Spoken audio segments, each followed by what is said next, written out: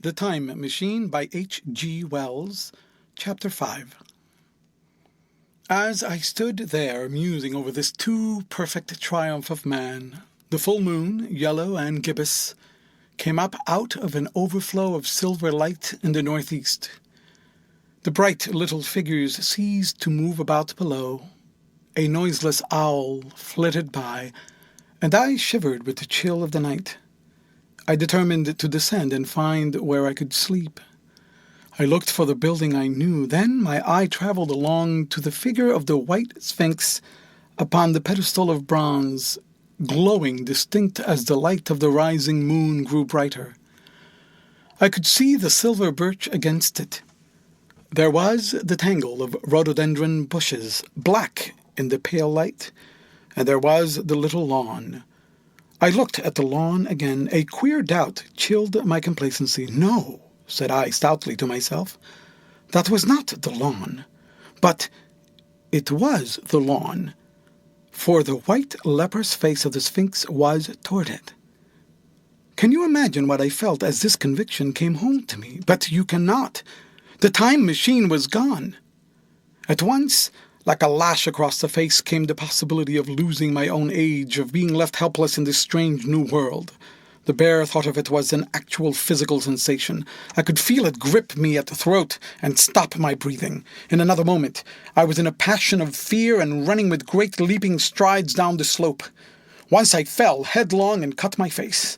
I lost no time in stanching the blood, but jumped up and ran on, with a warm trickle down my cheek and chin. All the time I ran, I was saying to myself, they have moved it a little, pushed it under the bushes out of the way. Nevertheless, I ran with all my might, all the time with the certainty that sometimes comes with excessive dread. I knew that such assurance was folly, knew instinctively that the machine was removed out of my reach. My breath came with pain. I suppose I covered the whole distance from the hill crest to the little lawn, 2 miles perhaps, in 10 minutes. And I am not a young man. I cursed aloud as I ran, at my confident folly in leaving the machine, wasting good breath thereby. I cried aloud, and none answered. Not a creature seemed to be stirring in that moonlit world. When I reached the lawn, my worst fears were realized. Not a trace of the thing was to be seen. I felt faint and cold when I faced the empty space among the black tangle of bushes. I ran round it furiously, as if the thing might be hidden in a corner, and then stopped abruptly with my hands clutching my hair.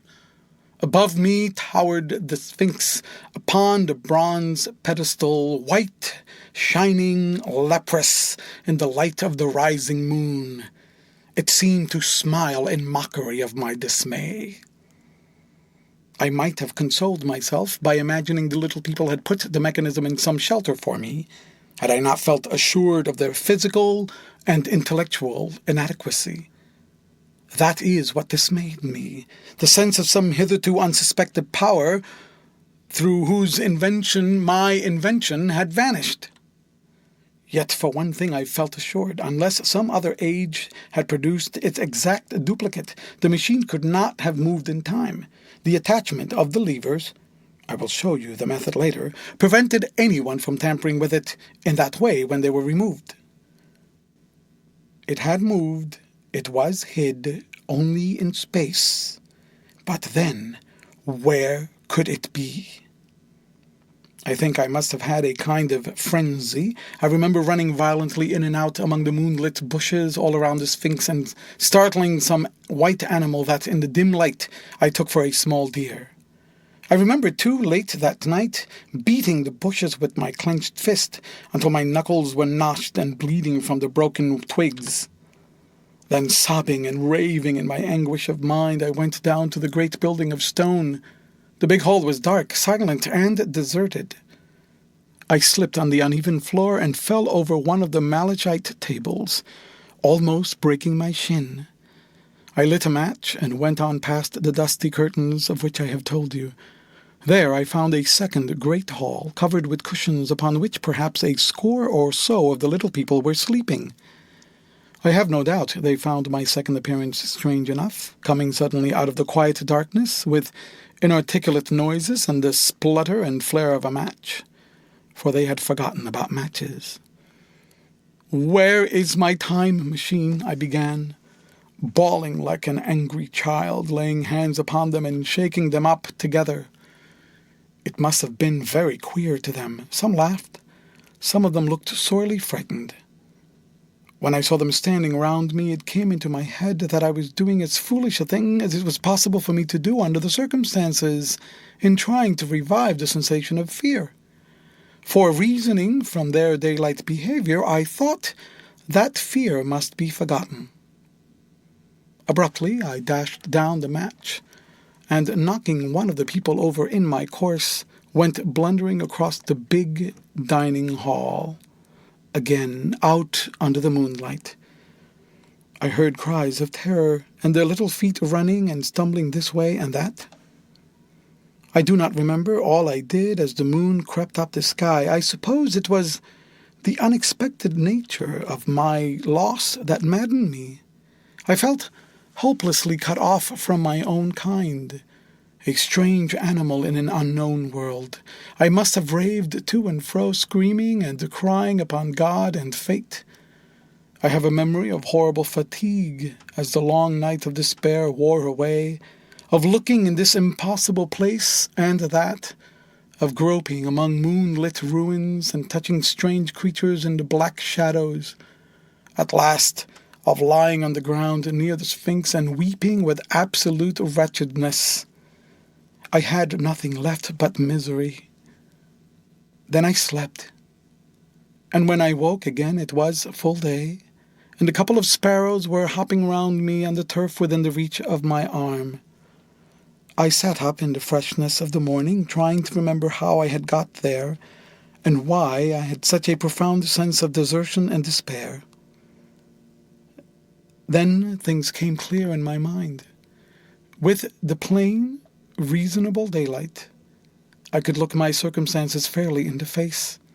I saw the wild folly of my frenzy overnight, and I could reason with myself. Suppose the worst. I said, suppose the machine altogether lost, perhaps destroyed. It behooves me to be calm and patient, to learn the way of the people, to get a clear idea of the method of my loss and the means of getting materials and tools, so that in the end perhaps I may make another. That would be my only hope, perhaps, but better than despair. And after all, it was a beautiful and curious world. But probably the machine had only been taken away. Still, I must be calm and patient, find its hiding place, and recover it by force or cunning. And with that I scrambled to my feet and looked about me, wondering where I could bathe. I felt weary, stiff, and travel-soiled. The freshness of the morning made me desire an equal freshness. I had exhausted my emotion. Indeed, as I went about my business, I found myself wondering at my intense excitement overnight. I made a careful examination of the ground about the little lawn. I wasted some time in futile questionings, conveyed as well as I was able to such of the little people as came by. They all failed to understand my gestures. Some were simply stolid. Some thought it was a jest and laughed at me. I had the hardest task in the world to keep my hands off their pretty, laughing faces. It was a foolish impulse, but the devil begotten of fear and blind anger was ill-curbed and still eager to take advantage of my perplexity. The turf gave better counsel. I found a groove ripped in it, about midway between the pedestal of the Sphinx and the marks of my feet where on arrival I had struggled with the overturned machine. There were other signs of removal about, with queer, narrow footprints like those I could imagine made by sloth. This directed my closer attention to the pedestal. It was, as I think I have said, of bronze. It was not a mere block, but highly decorated with deep-framed panels on either side. I went and rapped at these. The pedestal was hollow. Examining the panels with care, I found them discontinuous with the frames. There were no handles or keyholes, but possibly the panels, if they were doors, as I supposed, opened from within. One thing was clear enough to my mind. It took no very great mental effort to infer that my time machine was inside that pedestal. But how it got there was a different problem. I saw the heads of 2 orange-clad people coming through the bushes and under some blossom-covered apple trees toward me. I turned, smiling to them, and beckoned them to me. They came, and then, pointing to the bronze pedestal, I tried to intimate my wish to open it. But at my first gesture toward this, they behaved very oddly. I don't know how to convey their expression to you. Suppose you were to use a grossly improper gesture to a delicate-minded woman. It is how she would look. They went off as if they had received the last possible insult. I tried a sweet-looking little chap in white necks, with exactly the same result. Somehow his manner made me feel ashamed of myself, but, as you know, I wanted the time machine, and I tried him once more. As he turned off like the others, my temper got the better of me. In 3 strides I was after him, had him by the loose part of his robe round the neck, and began dragging him towards the Sphinx. Then I saw the horror and repugnance of his face, and all of a sudden I let him go. But I was not beaten yet. I banged with my fist at the bronze panels. I thought I heard something stir inside. To be explicit, I thought I had heard a sound like a chuckle, but I must have been mistaken.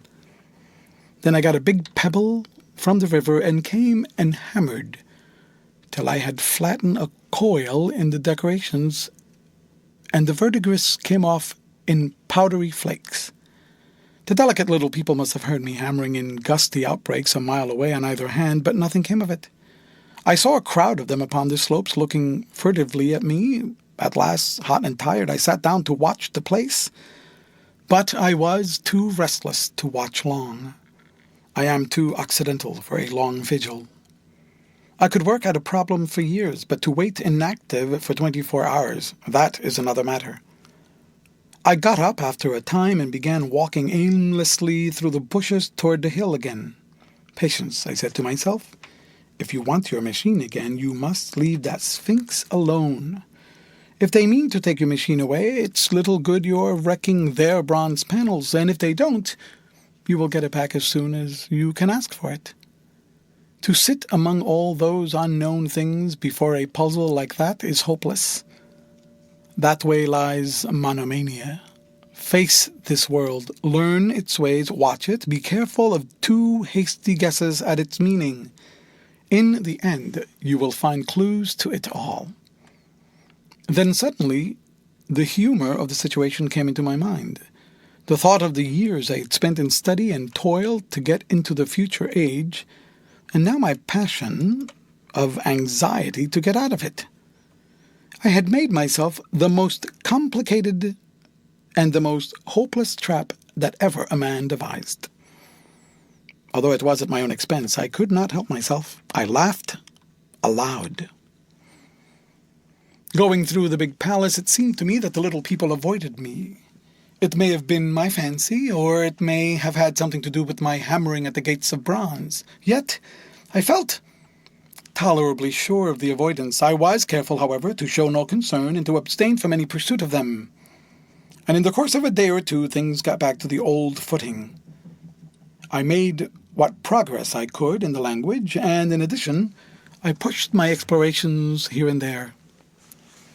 Either I missed some subtle point, or their language was excessively simple, almost exclusively composed of concrete substantives and verbs. There seemed to be few, if any, abstract terms, or little use of figurative language. Their sentences were usually simple and of 2 words, and I failed to convey or understand any but the simplest propositions. I determined to put the thought of my time machine and the mystery of the bronze doors under the Sphinx as much as possible in a corner of memory, until my growing knowledge would lead me back to them in a natural way. Yet a certain feeling, you may understand, tethered me in a circle of a few miles round the point of my arrival. So far as I could see, all the world displayed the same exuberant richness as the Thames Valley. From every hill I climbed, I saw the same abundance of splendid buildings, endlessly varied in material and style, the same clustering thickets of evergreens, the same blossom-laden trees and tree ferns. Here and there water shone like silver, and beyond the land rose into blue undulating hills, and so faded into the serenity of the sky. A peculiar feature which presently attracted my attention was the presence of certain circular wells, several, as it seemed to me, of a very great depth. One lay by the path up the hill which I had followed during my first walk. Like the others, it was rimmed with bronze, curiously wrought, and protected by a little cupola from the rain. Sitting by the side of these wells and peering down into the shafted darkness, I could see no gleam of water. Nor could I start any reflection with a lighted match. But in all of them I heard a certain sound, a thud, thud, thud, like the beating of some big engine. And I discovered, from the flaring of my matches, that a steady current of air set down the shafts. Further, I threw a scrap of paper into the throat of one, and instead of fluttering slowly down, it was at once sucked swiftly out of sight. After a time, too, I came to connect these wells with tall towers standing here and there upon the slopes, for above them there was often just such a flicker in the air as one sees on a hot day above a sun-scorched beach. Putting things together, I reached a strong suggestion of an extensive system of subterranean ventilation, whose true import it was difficult to imagine. I was at first inclined to associate it with the sanitary apparatus of these people. It was an obvious conclusion, but it was absolutely wrong. And here I must admit that I learned very little of drains and bells and modes of conveyance and the like conveniences during my time in this real future. In some of these visions of utopias and coming times which I have read, there is a vast amount of detail about building and social arrangement and so forth. But while such details are easy enough to obtain when the whole world is contained in one's imagination, they are altogether inaccessible to a real traveler amid such realities as I found here. Conceive the tale of London, which a Negro, fresh from Central Africa, would take back to his tribe. What would he know of railway companies, of social movements, of telephone and telegraph wires, of the parcels delivery company, and the postal orders, and the like? Yet we at least should be willing enough to explain these things to him, and even of what he knew, how much could he make his untraveled friend either apprehend or believe? Then think how narrow the gap between a Negro and a white man of our own times, and how wide the interval between myself and these of the Golden Age. I was sensible of much which was unseen and which contributed to my comfort, but save for a general impression of automatic organization, I fear I can convey very little of the differences to your mind. In the matter of sepulchre, for instance, I could see no signs of crematoria or anything suggestive of tombs, but it occurred to me that possibly there might be cemeteries or crematoria somewhere beyond the range of my explorings. This again was a question I deliberately put to myself, and my curiosity was at first entirely defeated upon the point. The thing puzzled me, and I was led to make a further remark which puzzled me still more, that aged and infirm among this people there were none. I must confess that my satisfaction with my first theories of an automatic civilization and a decadent humanity did not long endure. Yet I could think of no other. Let me put my difficulties.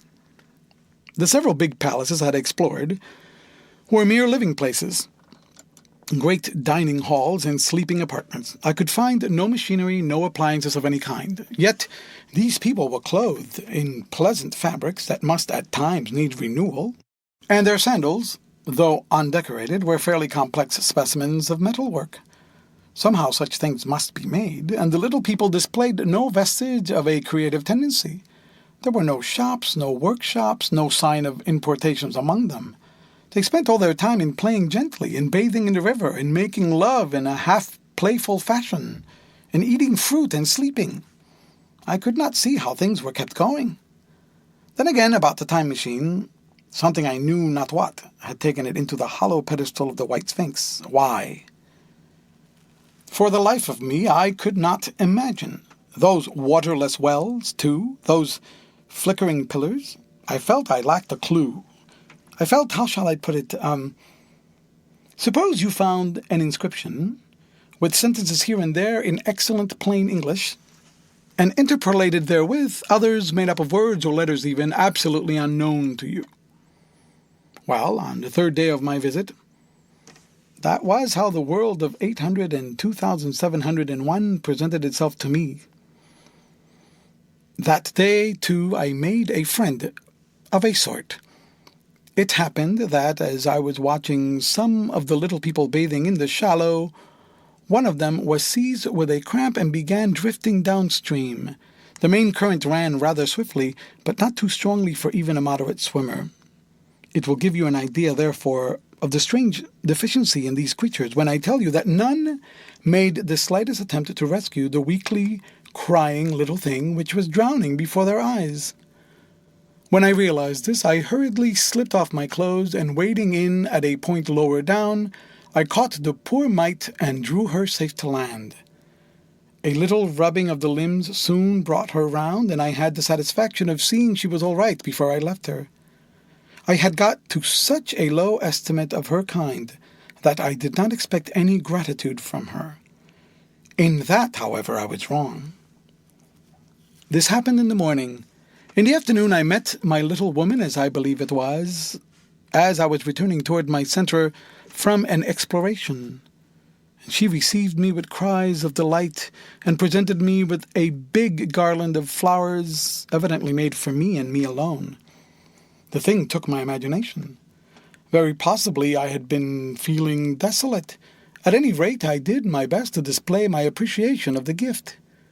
We were soon seated together in a little stone arbor, engaged in conversation, chiefly of smiles. The creature's friendliness affected me exactly as a child's might have done. We passed each other flowers, and she kissed my hands. I did the same to hers. Then I tried to talk, and found that her name was Wena, which, though I don't know what it meant, somehow seemed appropriate enough. That was the beginning of a queer friendship which lasted a week, and ended, as I will tell you. She was exactly like a child. She wanted to be with me always. She tried to follow me everywhere, and on my next journey out and about, it went to my heart to tire her down, and leave her at last, exhausted and calling after me rather plaintively. But the problems of the world had to be mastered. I had not, I said to myself, come into the future to carry on a miniature flirtation. Yet her distress when I left her was very great. Her expostulations at the parting were sometimes frantic, and I think altogether I had as much trouble as comfort from her devotion. Nevertheless, she was somehow a very great comfort. I thought it was merely childish affection that made her cling to me until it was too late.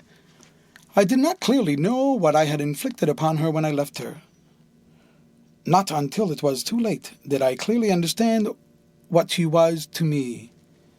For, by merely seeming fond of me and showing in her weak, futile way that she cared for me, the little doll of a creature presently gave my return to the neighborhood of the White Sphinx almost the feeling of coming home. And I would watch for her tiny figure of white and gold so soon as I came over the hill. It was from her, too, that I learned that fear had not yet left the world. She was fearless enough in the daylight, and she had the oddest confidence in me. For once, in a foolish moment, I made threatening grimaces at her, and she simply laughed at them. But she dreaded the dark, dreaded shadows, dreaded black things. Darkness to her was the one thing dreadful. It was a singularly passionate emotion, and it set me thinking and observing. I discovered then, among other things, that these little people gathered into the great houses after dark and slept in droves. To enter upon them without a light was to put them into a tumult of apprehension. I never found one out of doors and one sleeping alone within doors after dark. Yet I was still such a blockhead that I missed the lesson of that fear, and in spite of Wena's distress, I insisted upon sleeping away from these slumbering multitudes. It troubled her greatly, but in the end her odd affection for me triumphed, and for 5 of the nights of our acquaintance, including the last night of all, she slept with her head pillowed on my arm. But my story slips away from me as I speak of her. It must have been the night before her rescue that I was awakened about dawn. I had been restless, dreaming most disagreeably that I was drowned, and that sea anemones were feeling over my face with their soft palps. I woke with a start and with an odd fancy that some greyish animal had just rushed out of the chamber. I tried to get to sleep again, but I felt restless and uncomfortable. It was that dim, grey hour when things are just creeping out of darkness, when everything is colourless and clear-cut and yet unreal. I got up and went down into the great hall, and so out upon the flagstones in front of the palace. I thought I would make a virtue of necessity and see the sunrise. The moon was setting, and the dying moonlight and the first pallor of dawn were mingled in a ghastly half-light. The bushes were inky black, the ground a sombre grey, the sky colourless and cheerless. And up the hill I thought I could see ghosts. There were several times, as I scanned the slope, I saw white figures. Twice I fancied I saw a solitary white, ape-like creature running rather quickly up the hill, and once, near the ruins, I saw a leash of them carrying some dark body. They moved hastily. I did not see what became of them. It seemed that they vanished among the bushes. The dawn was still indistinct, you must understand. I was feeling that chill, uncertain, early morning feeling you may have known. I doubted my own eyes. As the eastern sky grew brighter and the light of the day came on, and its vivid colouring returned upon the world once more, I scanned the view keenly. But I saw no vestige of my white figures. They were mere creatures of the half-light. They must have been ghosts, I said. I wonder whence they dated. For a queer notion of Grant Allen's came into my head and amused me. If each generation die and leave ghosts, he argued, the world at last will get overcrowded with them. On that theory, they would have grown innumerable some 800,000 years hence, and it was no great wonder to see 4 at once. But the jest was unsatisfying. And I was thinking of these figures all the morning until Wena's rescue drove them out of my head. I associated them in some indefinite way with the white animal I had startled in my first passionate search for the time machine, but Wena was a pleasant substitute. Yet, all the same, they were soon destined to take far deadlier possession of my mind. I think I have said how much hotter than our own was the weather of this golden age. I cannot account for it. It may be that the sun was hotter, or the earth nearer the sun. It is usual to assume that the sun will go on cooling steadily in the future. But people unfamiliar with such speculations as those of the younger Darwin forget that the planets must ultimately fall back one by one into the parent body. As these catastrophes occur, the sun will blaze with renewed energy, and it may be that some inner planet had suffered this fate. Whatever the reason, the fact remains that the sun was very much hotter than we know it. Well, one very hot morning, my 4th, I think, as I was seeking shelter from the heat and glare in a colossal ruin near the great house where I slept and fed, there happened this strange thing. Clambering among these heaps of masonry, I found a narrow gallery whose end and side windows were blocked by fallen masses of stone. By contrast with the brilliancy outside, it seemed at first impenetrably dark to me. I entered it groping, for the change from light to blackness made spots of color swim before me. Suddenly I halted, spellbound. A pair of eyes, luminous by reflection against the daylight without, was watching me out of the darkness. The old instinctive dread of wild beasts came upon me. I clenched my hands and steadfastly looked into the glaring eyeballs. I was afraid to turn. Then the thought of the absolute security in which humanity appeared to be living came to my mind. And then I remembered that strange terror of the dark. Overcoming my fear to some extent, I advanced a step and spoke. I will admit that my voice was harsh and ill-controlled.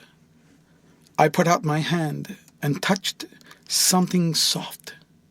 At once the eyes darted sideways and something white ran past me. I turned with my heart in my mouth and saw a queer little ape-like figure, its head held down in a peculiar manner, running across the sunlit space behind me. It blundered against a block of granite, staggered aside, and in a moment was hidden in a black shadow beneath another pile of ruined masonry. My impression of it is, of course, imperfect, but I know it was a dull white and had strange, large, grayish-red eyes. Also, that there was flaxen hair on its head and down its back, but, as I say, it went too fast for me to see distinctly. I cannot even say whether it ran on all fours, or only with its forearms held very low. After an instant's pause, I followed it into the second heap of ruins. I could not find it at first, but after a time, in the profound obscurity, I came upon one of those round, well-like openings of which I have told you, half closed by a fallen pillar. A sudden thought came to me. Could this thing have vanished down the shaft?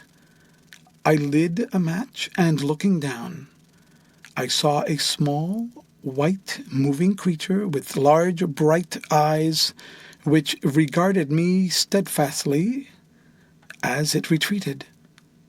It made me shudder. It was so like a human spider. It was clambering down the wall, and I now saw, for the first time, a number of metal foot and hand rests, forming a kind of ladder down the shaft. Then the light burned my fingers and fell out of my hand, going out as it dropped, and when I had lit another, the little monster had disappeared. I do not know how long I sat peering down that well.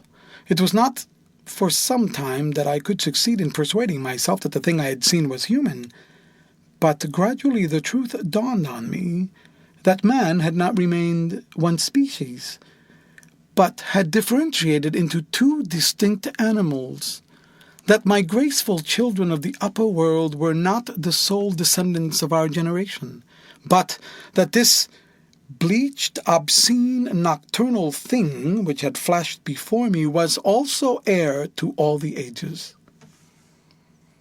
I thought of the flickering pillars and of my theory of an underground ventilation.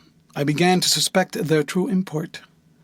And what, I wondered, was this lemure doing in my scheme of a perfectly balanced organization? How was it related to the indolent serenity of the beautiful upper-worlders? And what was hidden down there at the foot of that shaft? I sat upon the edge of the well, telling myself that at any rate there was nothing to fear, and that there I must descend for the solution of my difficulties. And withal I was absolutely afraid to go. As I hesitated, two of the beautiful upper-world people came running in their amorous sport across the daylight and the shadow. The male pursued the female, flinging flowers at her as he ran.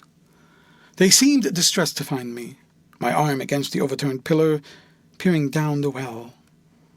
Apparently it was considered bad form to remark these apertures, but when I pointed to this one and tried to frame a question about it in their tongue, they were still more visibly distressed and turned away.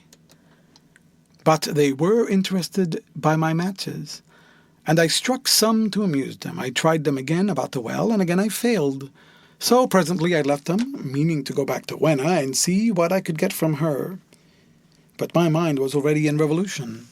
My guesses and impressions were slipping and sliding to a new adjustment.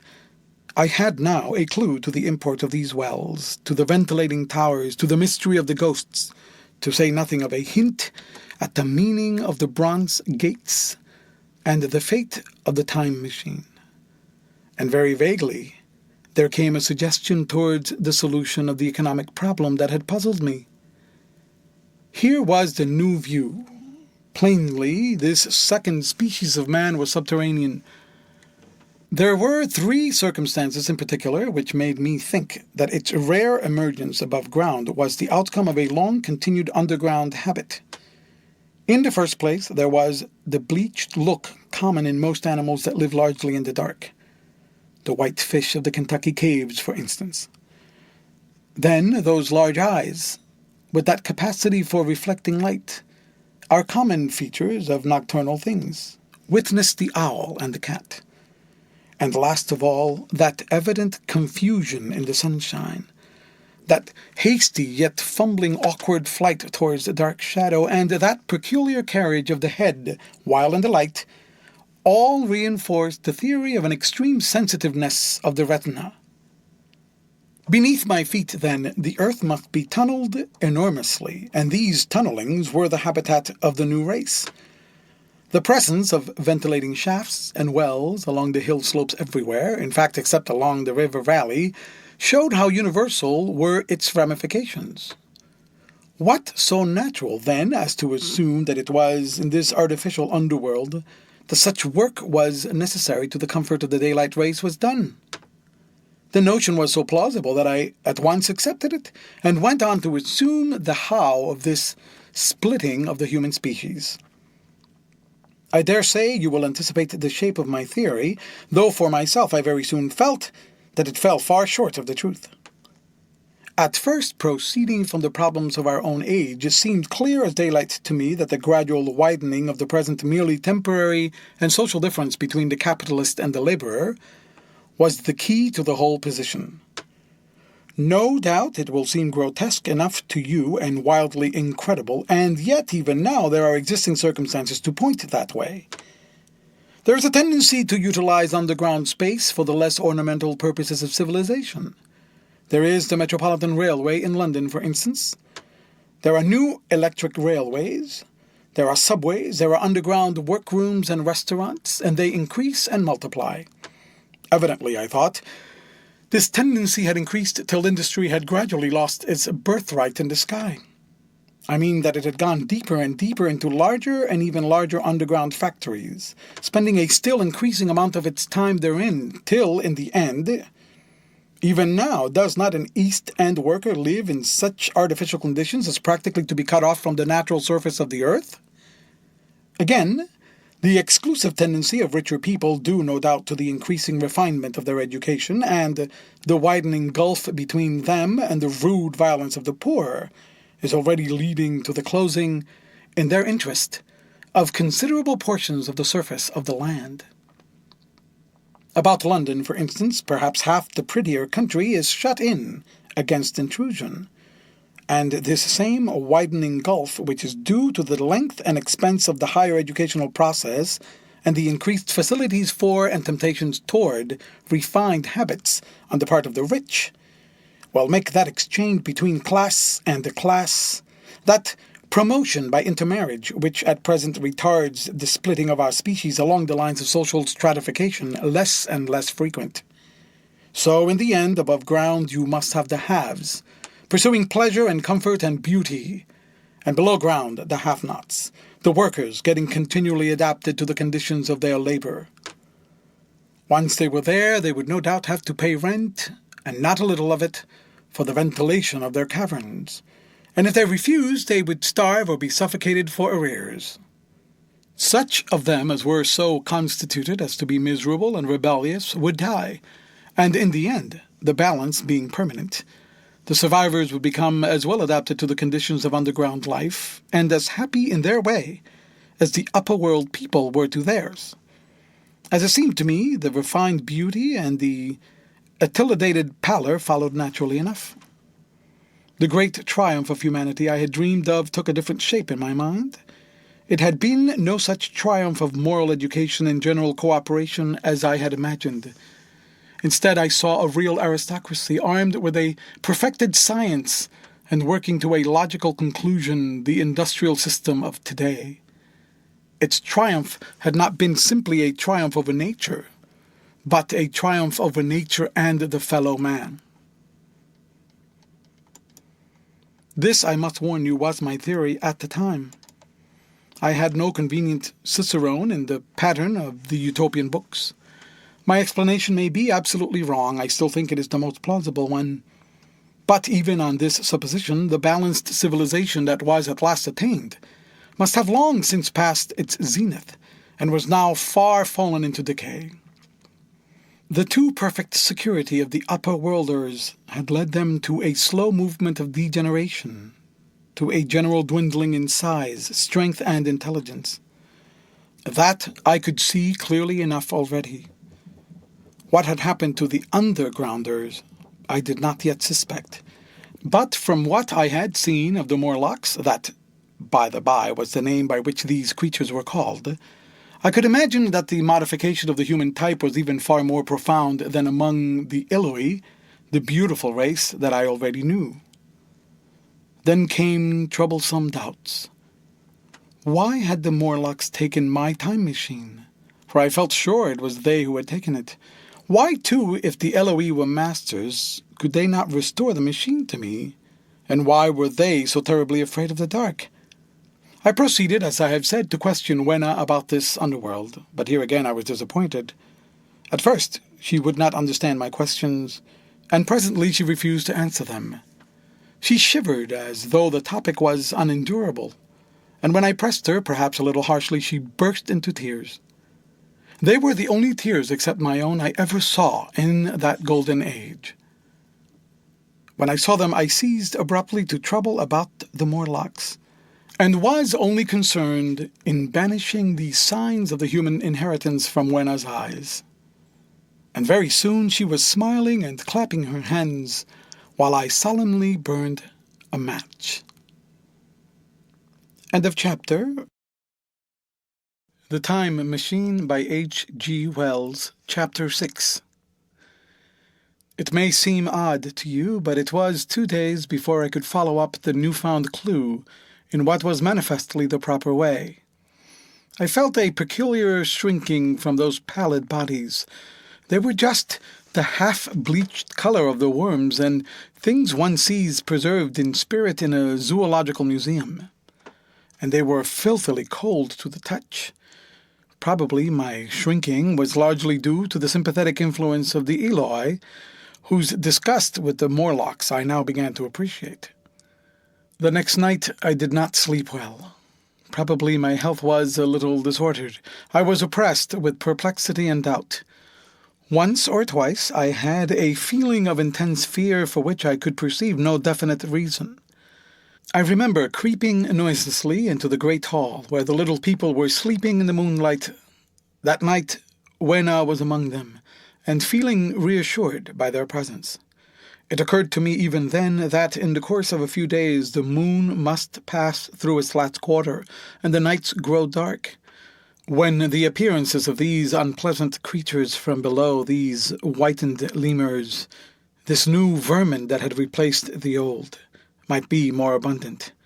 And on both these days I had the restless feeling of one who shirks an inevitable duty. I felt assured that the time machine was only to be recovered by boldly penetrating these underground mysteries. Yet I could not face the mystery. If only I had a companion, it would have been different.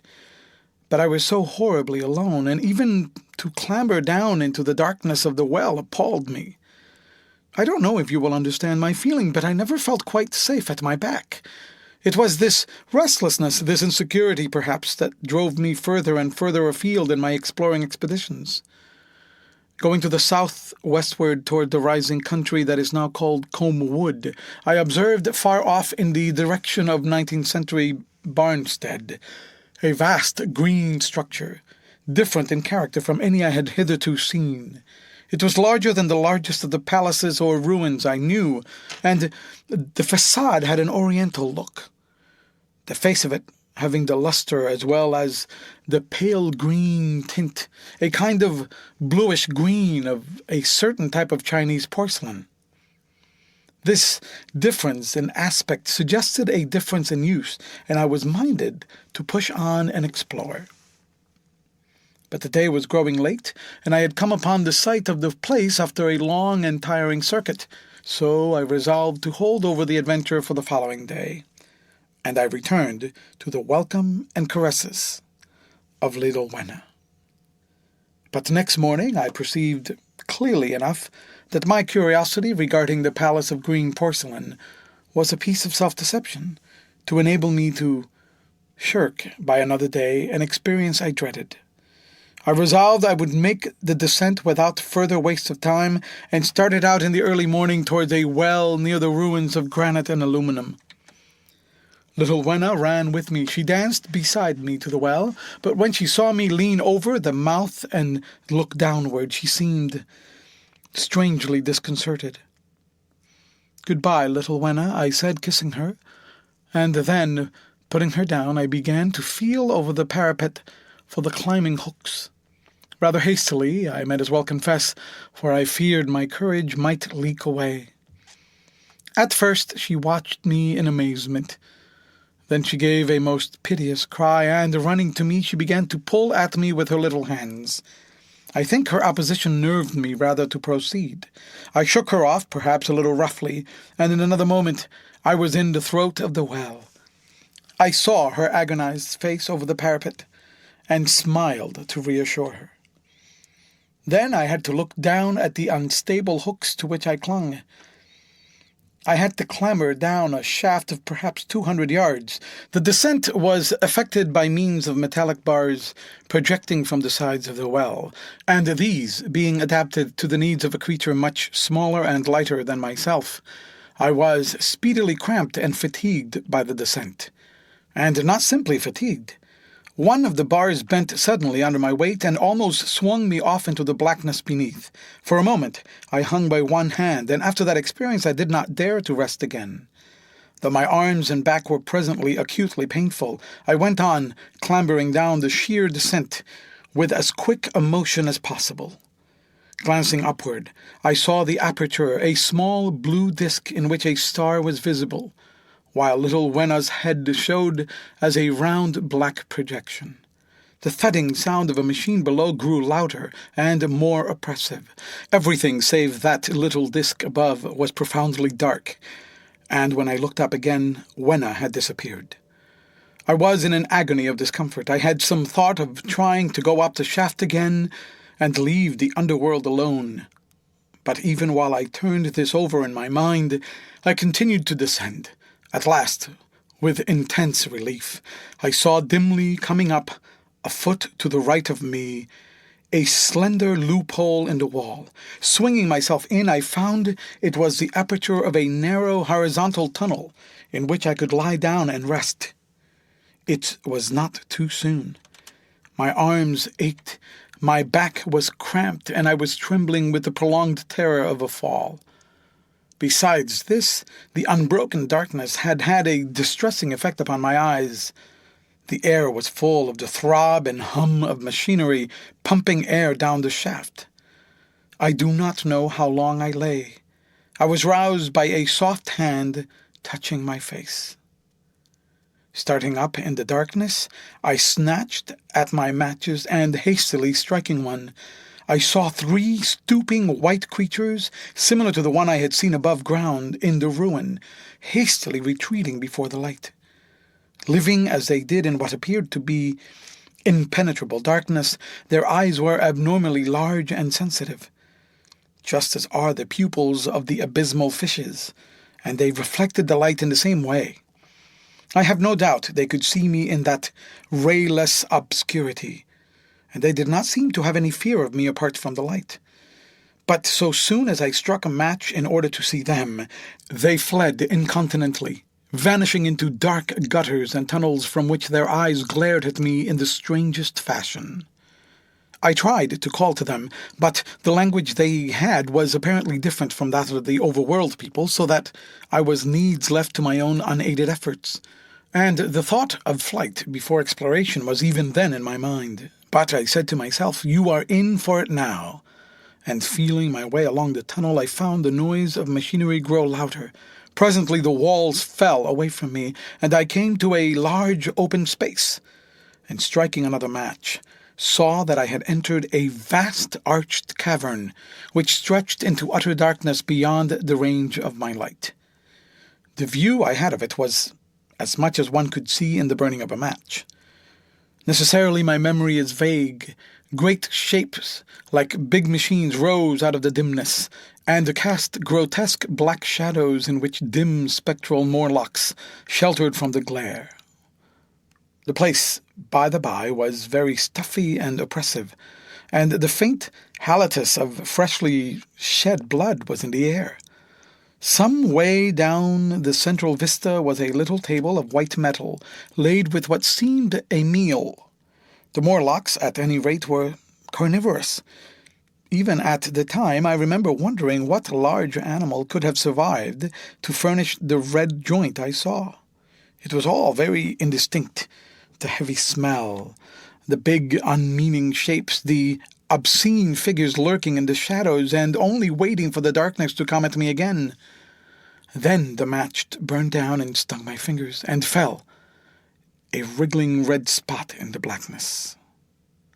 I have thought since how particularly ill-equipped I was for such an experience.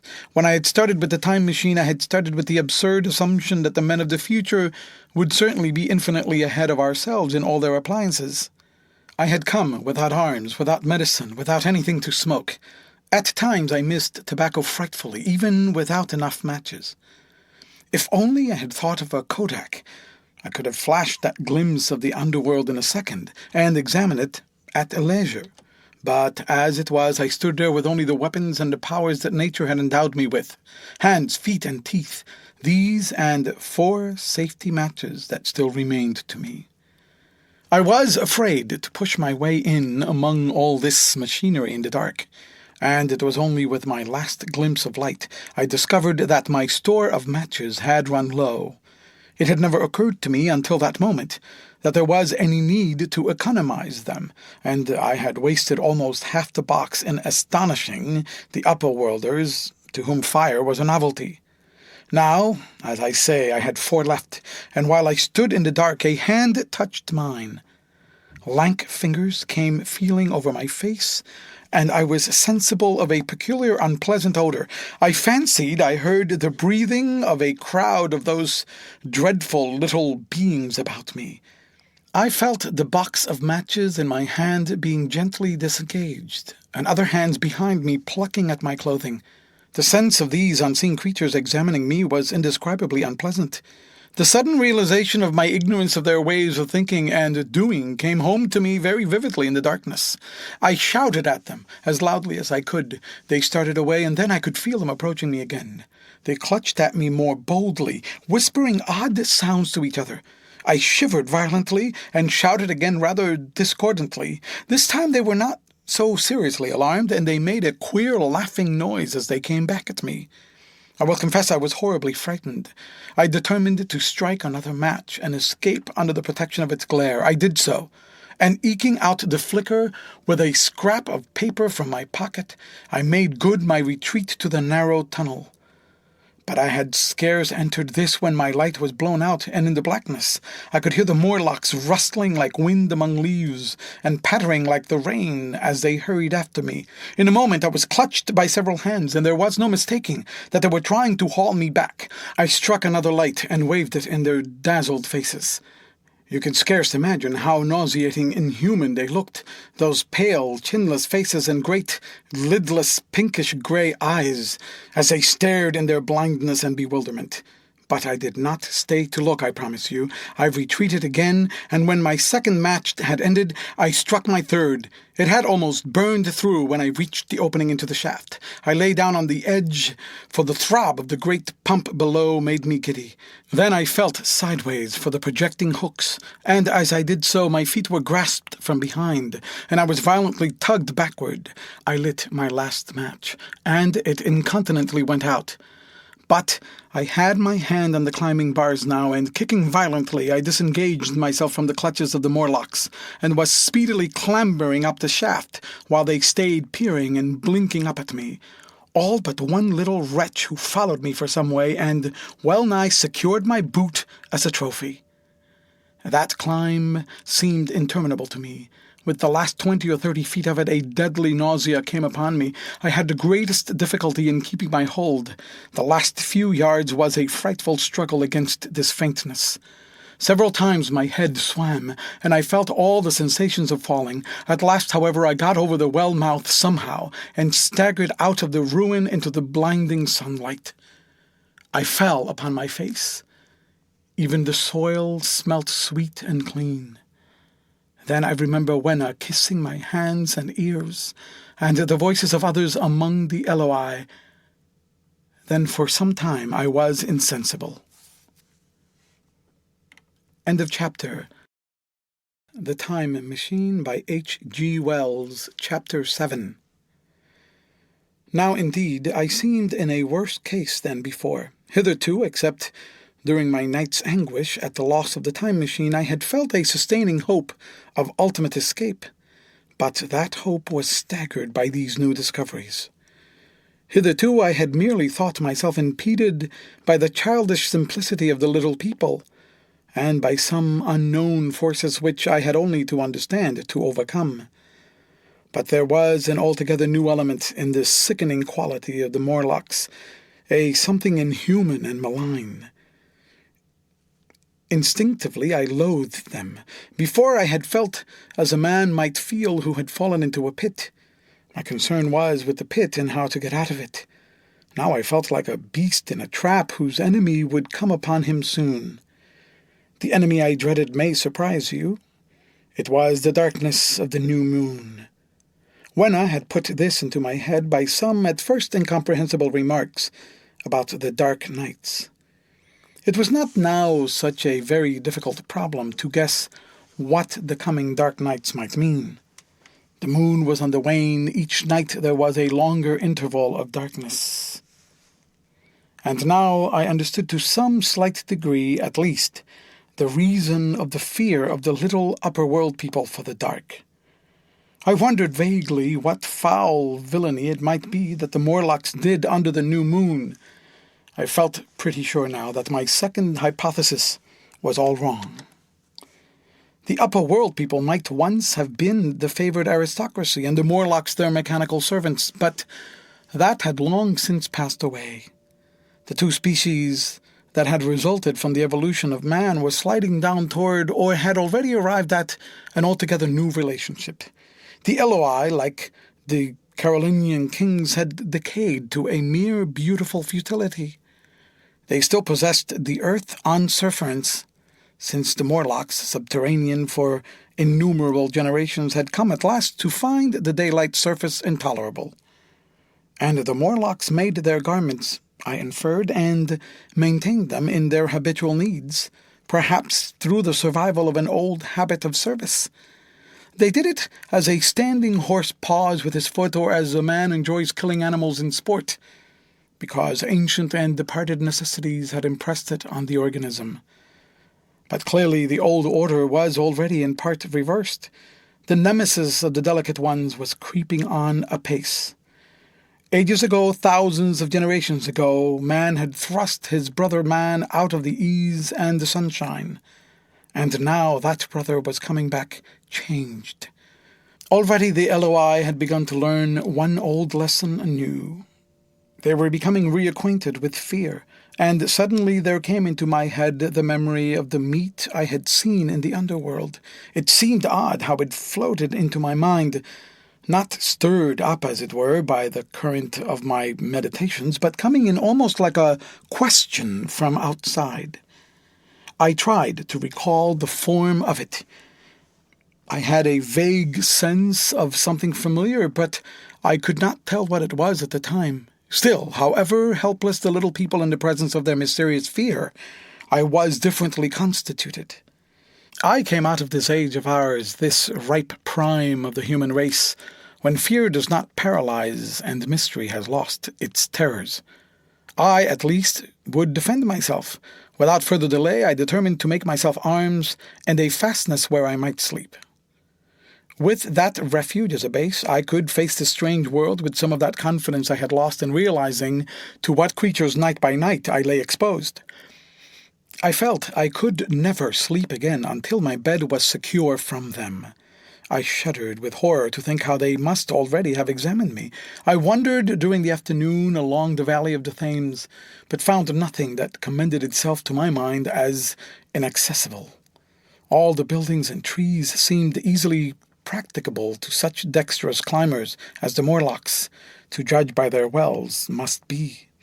Then the tall pinnacles of the palace of green porcelain and the polished gleam of its walls came back to my memory, and in the evening, taking Wena like a child upon my shoulder, I went up the hills toward the southwest.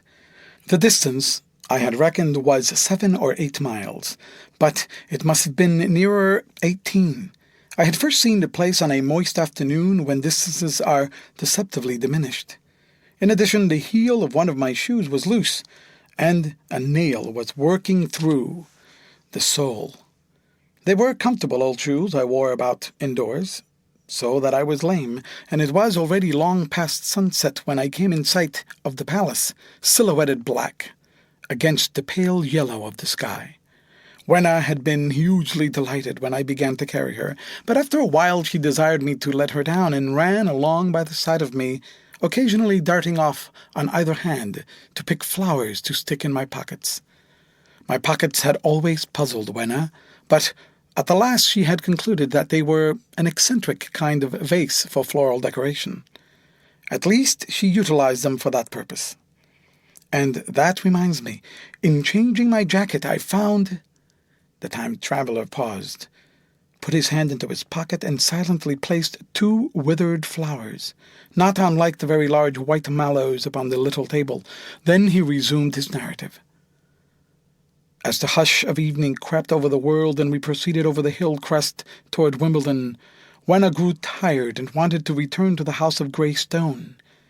But I pointed out the distant pinnacles of the palace of green porcelain to her, and contrived to make her understand that we were seeking a refuge there from her fear. You know that great pause that comes upon things before dusk? Even the breeze stops in the trees. To me there is always an air of expectation about that evening stillness. The sky was clear, remote, and empty save for a few horizontal bars far down in the sunset. Well, that night the expectation took the color of my fears. In that dankling calm, my senses seemed preternaturally sharpened. I fancied I could even feel the hollowness of the ground beneath my feet, could indeed almost see through it. The Morlocks on their ant-hill going hither and thither, and waiting for the dark. In my excitement I fancied that they would receive my invasion of their burrows as a declaration of war, and why they had taken my time machine. So we went on in the quiet, and the twilight deepened into night. The clear blue of the distance faded, and one star after another came out. The ground grew dim, and the trees black. Wena's fears and her fatigue grew upon her. I took her in my arms and talked to her and caressed her. Then, as the darkness grew deeper, she put her arms around my neck and, closing her eyes, tightly pressed her face against my shoulder. So we went down a long slope into a valley, and there in the dimness I almost walked into a little river. This I waded, and went up the opposite side of the valley, past a number of sleeping houses, and by a statue, a faun, or some such figure, minus the head. Here, too, were acacias. So far I had seen nothing of the Morlocks, but it was yet early in the night, and the darker hours before the old moon rose were still to come. From the brow of the next hill I saw a thick wood spreading wide and black before me. I hesitated at this. I could see no end to it, either to the right or the left. Feeling tired, my feet in particular were very sore, I carefully lowered Wena from my shoulder as I halted, and sat down upon the turf. I could no longer see the palace of green porcelain, and I was in doubt of my direction. I looked into the thickness of the wood and thought of what it might hide. Under that dense tangle of branches, one would be out of sight of the stars. Even were there no other lurking danger, a danger I did not care to let my imagination loose upon, there would still be all the roots to stumble over and the tree boles to strike against. I was very tired, too, after the excitements of the day, so I decided that I would not face it, but would pass the night upon the open hill. Wenna, I was glad to find, was fast asleep. I carefully wrapped her in my jacket and sat down beside her to wait for the moonrise. The hillside was quiet and deserted, but from the black of the wood there came now and then a stir of living things. Above me shone the stars, for the night was very clear. I felt a certain sense of friendly comfort in their twinkling. All the old constellations had gone from the sky. However, that slow movement which is imperceptible in 100 human lifetimes had long since rearranged them in unfamiliar groupings. But the Milky Way, it seemed to me, was still the same tattered streamer of stardust as of yore. Southward, as I judged it, was a very bright red star that was new to me. It was even more splendid than our own green Sirius. And amid all these scintillating points of light, one bright planet shone kindly and steadily, like the face of an old friend. Looking at these stars suddenly dwarfed my own troubles and all the gravities of terrestrial life. I thought of their unfathomable distance and the slow inevitable drift of their movements out of the unknown past into the unknown future. I thought of the great processional cycle that the pole of the earth describes. Only 40 times had that silent revolution occurred during all the years that I had traversed. And during these few revolutions, all the activity, all the traditions, the complex organizations, the nations, languages, literatures, aspirations, even the mere memory of man as I knew him, had been swept out of existence. Instead were these frail creatures who had forgotten their high ancestry and the white things of which I went in terror. Then I thought of the great fear that was between the two species, and for the first time, with a sudden shiver, came the clearer knowledge of what the meat I had seen might be.